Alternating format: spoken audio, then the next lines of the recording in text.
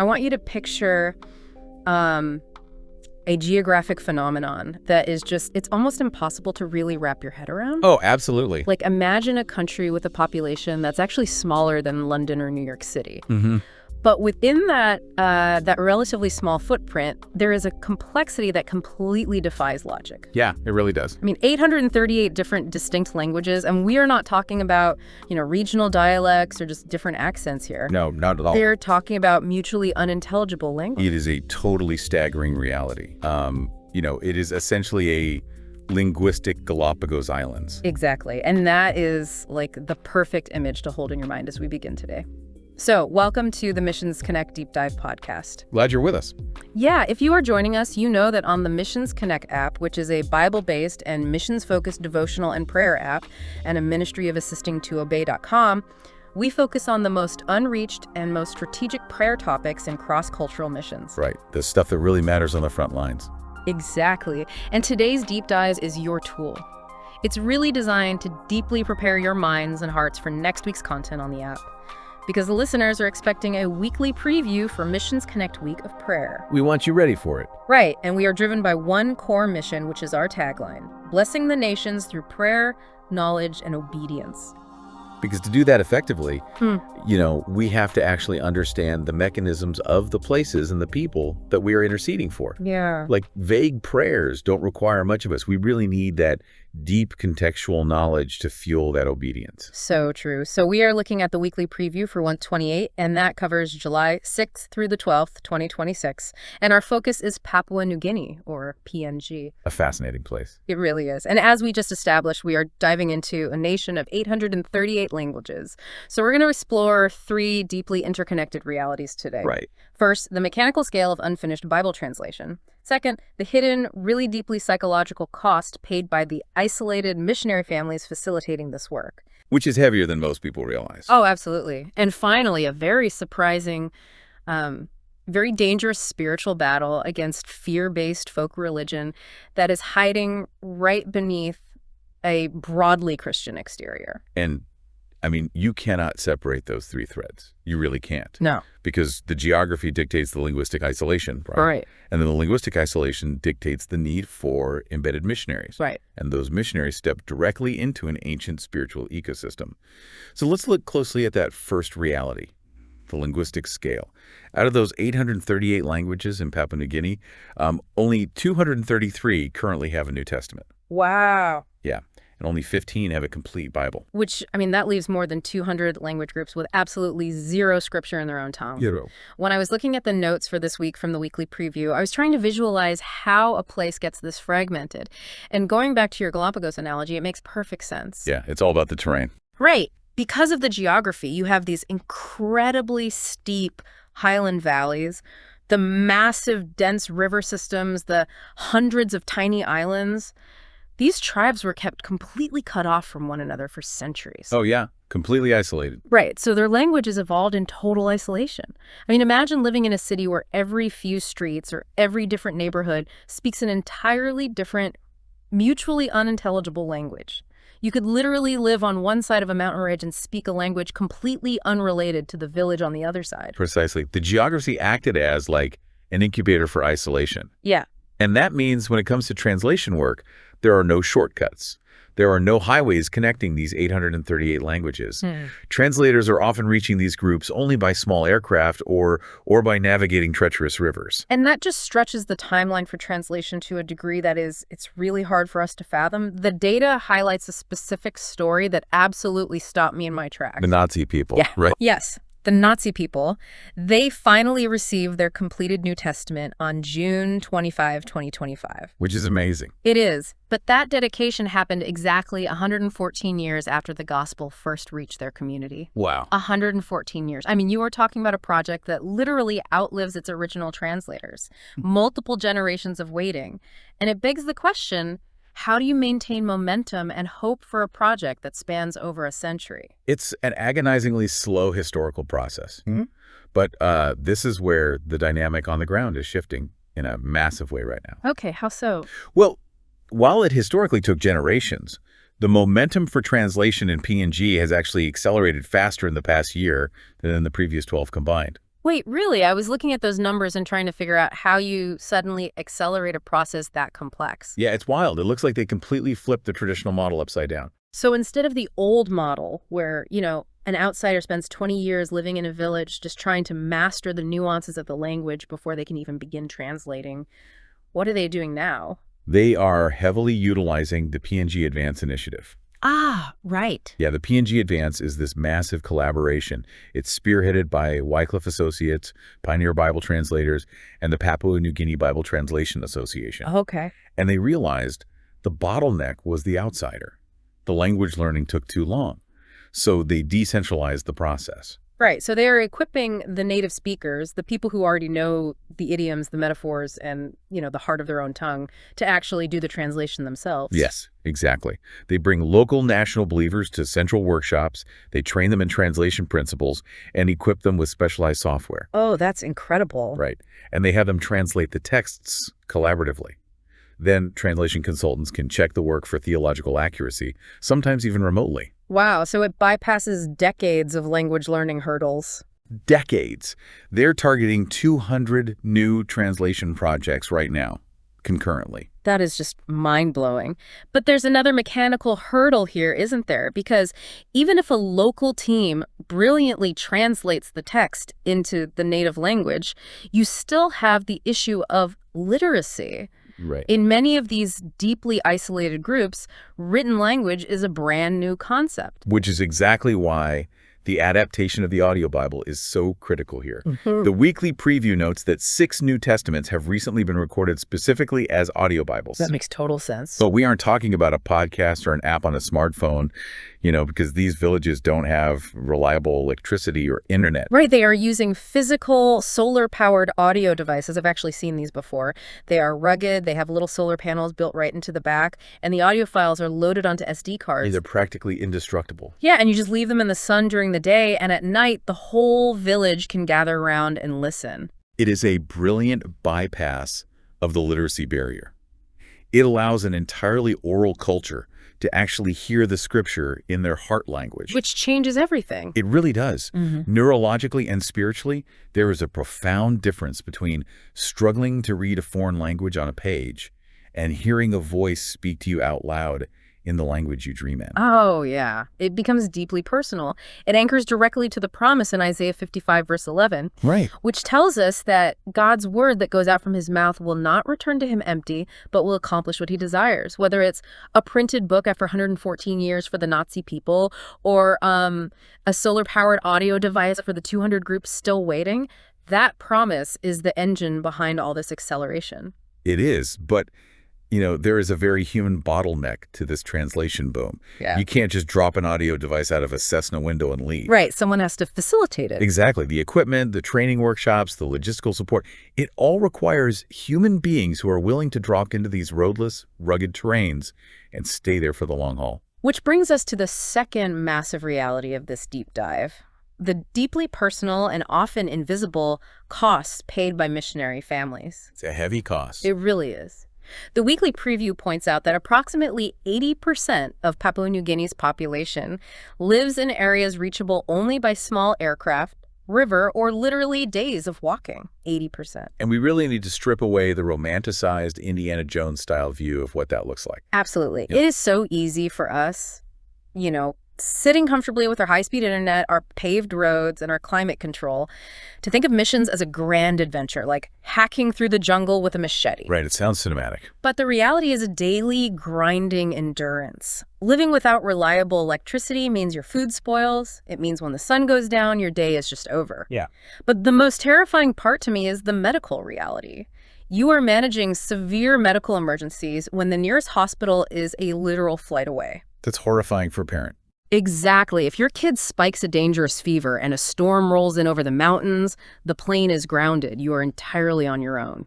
The physical isolation creates a profound psychological toll, and it forces these missionary parents into making agonizing decisions regarding their own children. I can't even imagine. Because of that extreme isolation, the local village often cannot provide an adequate education for a child as they grow. So these parents face the heart-wrenching choice of sending their children away to boarding schools in the capital, Port Moresby or sometimes back to their home country entirely. I have to play devil's advocate here for a second because when you read that in the source, it's jarring. It is. If the emotional cost of putting your 7 or 8-year-old on a small plane, watching them fly away and knowing you won't see them for months is so devastating, is that model even sustainable? At a certain point, why not just leave the work entirely to the local Papua New Guinean believers? Like, why are cross-cultural families still paying this price? It's a totally valid question to ask. The answer lies in that geographic catch-22 we talked about earlier. Okay. In many of these isolated valleys, there are no local believers yet. The gospel has literally not reached them. Oh, right. Yeah. The isolation that makes life so agonizingly hard for the missionary is the exact same isolation that has kept these specific communities entirely cut off from the outside world for centuries. Wow, that's a heavy realization. Right. So to bridge that gap, someone has to physically cross it and stay there to learn the culture, facilitate the translation, and disciple the first generation of believers. So they are absorbing the isolation so the community doesn't have to be isolated from the gospel anymore. Exactly. That's exactly it. But it places an extraordinary weight on missionary marriages. I mean, they are running on empty. They go months between basic resupplies. They have really infrequent communication with their own support networks back home, and they are just pouring themselves out constantly. It really brings home the reality in Luke 10, verse 2. The harvest is plentiful, but the workers are few. These families are the workers answering that call, absorbing that invisible cost. And the reason they endure the empty bedrooms in their homes and the physical hardship is because it actually bears fruit. It really does. Because of their presence, new churches are forming in villages that had never before heard the gospel. And this is a big but. What happens when that church is planted? Step into one of these newly reached isolated villages, and you aren't just stepping into a linguistic challenge. Right. You're stepping into an ancient, deeply entrenched spiritual ecosystem. Which is the perfect transition to the third reality we have to explore today. And I have to admit, this is the part of the research from the weekly preview that threw me completely for a loop. Oh, I'm sure it did. Let's look at the overarching statistics for a second. Approximately 96% of Papua New Guinea's population identifies as Christian. 96%. So my immediate thought was, wait, if almost the entire country claims to be a believer, why is there such an urgent, desperate need to pray against spiritual bondage? Like, what does spiritual warfare actually look like when almost everyone claims to be a believer? That is the crucial paradox of PNG. And to understand it, we really have to understand the mechanics of syncretism. Okay, let's unpack that. So syncretism is the blending of differing beliefs. In PNG, you have a society where Sunday church attendance and a Christian identity are very prominent. Right. But beneath that exterior, the core operating system of daily life is still heavily governed by an ancient traditional worldview. Right, an animist worldview. It's rooted in ancestor veneration and a very real, very terrifying fear of malevolent spirits. Exactly. Let's look at how this actually plays out on like a random Tuesday morning. When times are good, the Christian identity is at the forefront. But when a sudden crisis hits, when a healthy person gets inexplicably sick, when a vital crop fails, when a sudden death occurs in the village, the old worldview instantly kicks in to explain the tragedy. Because in a strictly animistic worldview, there are no accidents, right? Exactly. There is no such thing as a random virus or just bad luck. If someone dies young, it was because someone else cursed them. And that kind of fear always demands a target. Like, someone has to take the blame. Yes. And that dynamic leads to the most tragic reality in this entire deep dive: sorcery accusation-related violence, or SRRV. The statistics on this are absolutely chilling. According to data in the weekly preview, sourced from the United States Institute of Peace and UNFPA, this violence has claimed an estimated 3,000 lives in PNG just since the year 2000. That's heartbreaking. It is. That is roughly 30 brutal deaths per year, driven entirely by spiritual fear. And the victims are split evenly between men and women. And we have to remember, this isn't distant history. This isn't abstract theology. This is current physical violence. Yeah. Someone dies, the community is terrified of the spirit world, the grief turns into panic, and they accuse a vulnerable neighbor of using sorcery to cause the death. And it ends in mob violence and murder. Yes. It is a community utterly held in bondage by fear. And here is the massive aha moment for me, the tragic irony that makes this so much harder to untangle. Some of this violence is actually being justified through misapplied Christian teaching about demons. Yeah, that's the darkest part. You have communities taking biblical concepts of spiritual warfare, and instead of understanding them through the lens of Christ's victory, they are filtering them right back through their animistic worldview. It is a devastating weaponization of religious language. It really is. They use the biblical language of fighting demons to justify physically hunting down and killing their neighbors who they believe are sorcerers. It is a toxic blending of truth and terror. Yeah. The theology hasn't transformed their fear, it has just given their fear a new vocabulary. Which is exactly why the local Papua New Guinean pastors are at the absolute center of this fight. Right. This cannot be solved just by Western missionaries dropping in. It requires the local PNG church to disciple its own communities away from this fear-based folk religion and into biblical truth. I can't even imagine the courage that takes. Incredible courage. Picture the scene. A village is caught in a frenzy of fear and accusation because someone died suddenly. The mob mentality is taking over. And a local pastor has to step right into the middle of that physical danger, stand up in his own village and declare that the blood of Christ is greater than the spirits of their ancestors. Yeah, he has to look his neighbors in the eye and say, "We are not doing this anymore." That is what true spiritual warfare looks like on the ground. It is 2 Timothy 1 verse 7 in action. Absolutely. For the spirit God gave us does not make us timid, but gives us power, love, and self-discipline. The pastor isn't just leading a prayer meeting. He's stopping a violent mob with the truth of the gospel. Right. He is providing a totally different framework for processing grief and tragedy, one that is rooted in God's sovereignty rather than spiritual paranoia. When you lay it all out like that, you can see how incredibly tight these three threads are woven together. Oh, completely. You absolutely cannot solve the spiritual crisis of syncretism and sorcery violence without strong local pastors who are deeply grounded in the Word of God. Right. But those pastors can't be grounded in the Word if it hasn't been translated into their heart language yet. Exactly. And that translation requires sustained, healthy missionary families who are willing to live in intense, agonizing isolation. Sustained families plant the churches.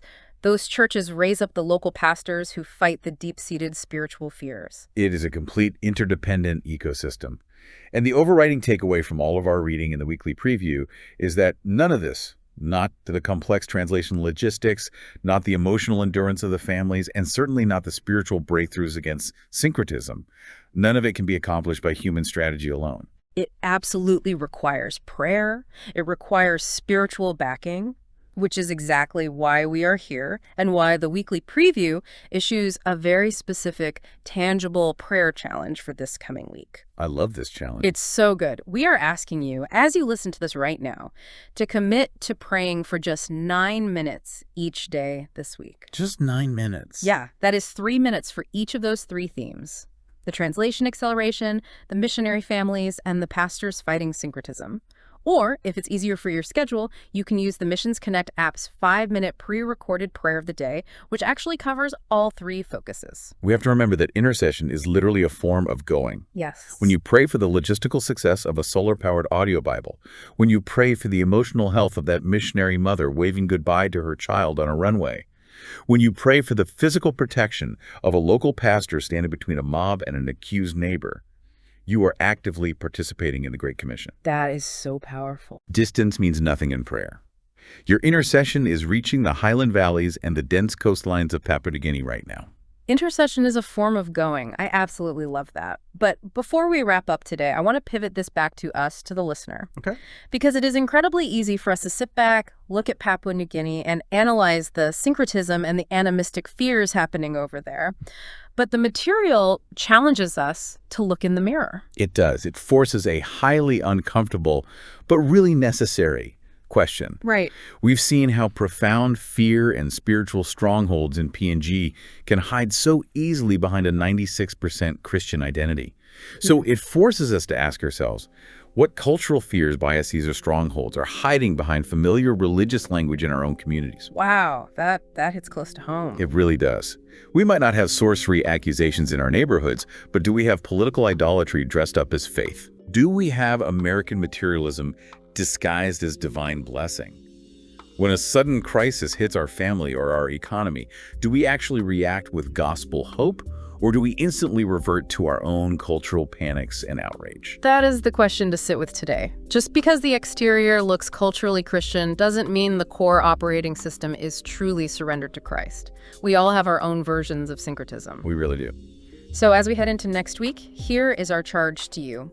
Become a missionary on your knees. Become a prayer missionary.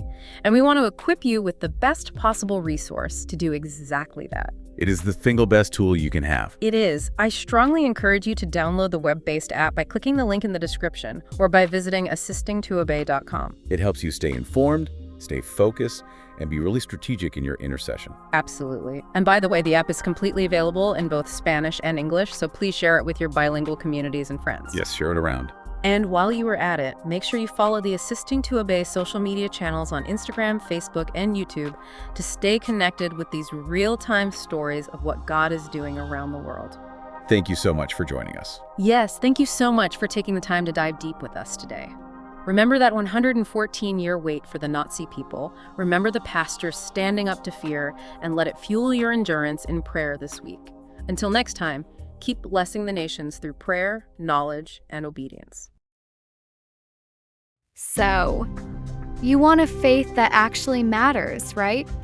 You want to make a difference in the world, to see the gospel changing lives, to know that your walk with God and His Word is impacting more than just your own life.